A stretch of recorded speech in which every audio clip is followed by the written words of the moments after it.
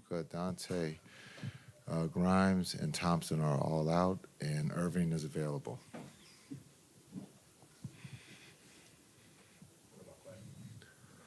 Thompson? He's out.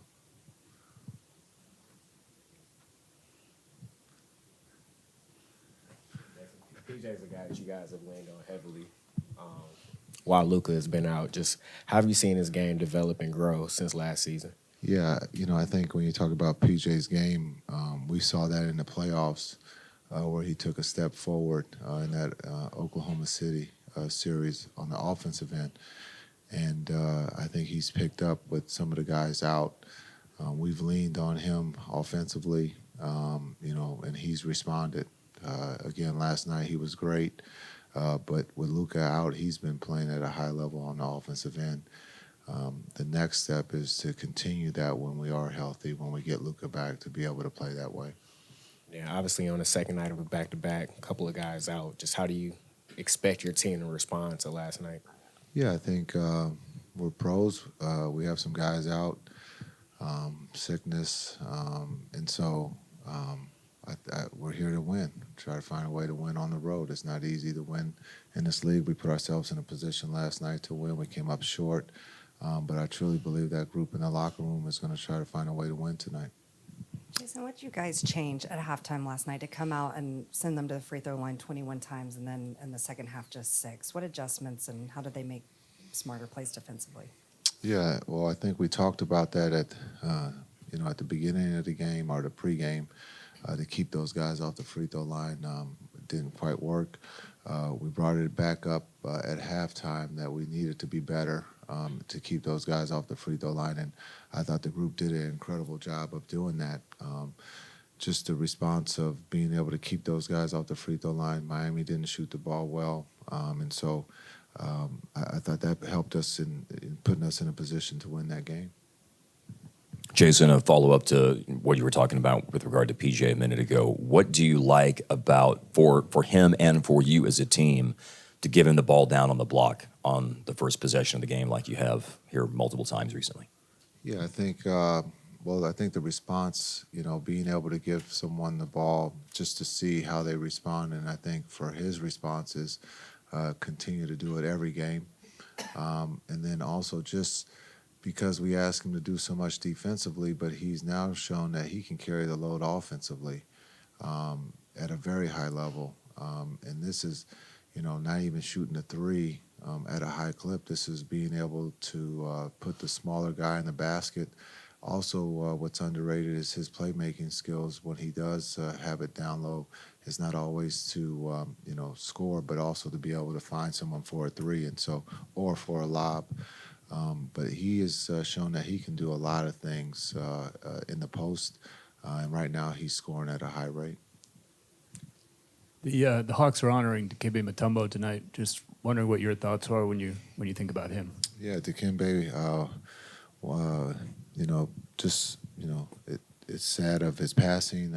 A great human being on and off the floor. A great teammate. I had the opportunity to play with him in New Jersey. The smile, the finger wagging. I don't know if he ever blocked a shot of mine, maybe. But just, big heart, big dreams, and what he's done for his country is incredible. Jason, you're going against Trae Young tonight. Obviously, you have 2 Hall of Fame point guards on your team. I just want to know, how would you judge the overall quality of point guard play in the NBA right now?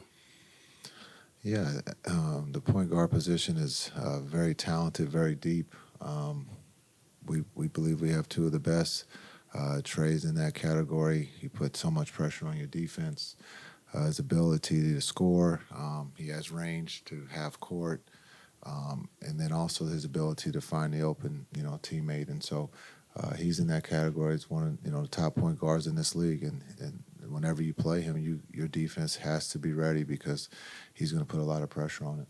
Is it more challenging to play the position now because in addition to, finding your teammates and passing, you're also being asked to score, and in some situations, be your team's leading scorer?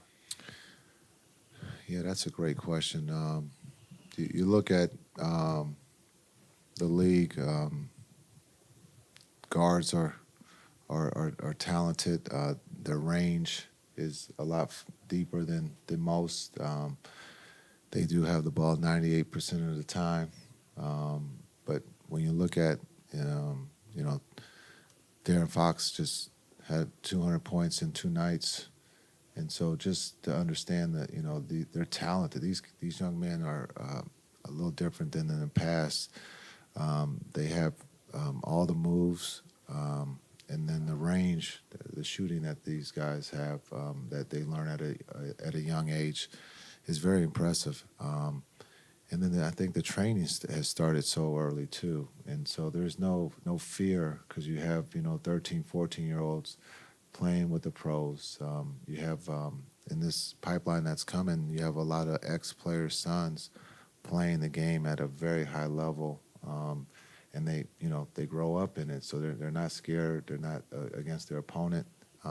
They've played against maybe better guys, and for them to be able to score 50 in high school and then 40 in college, when they get to the league, they're not scared, and it's really cool to see. And the one that sticks out right now is you have the twins, the Boozer twins, but Gilbert Arenas, his son, is doing something that's going to be very special, and it's kind of cool to watch right now.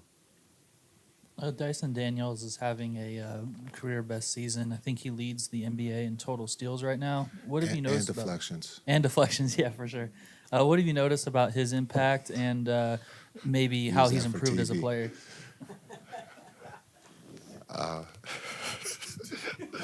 No, listen.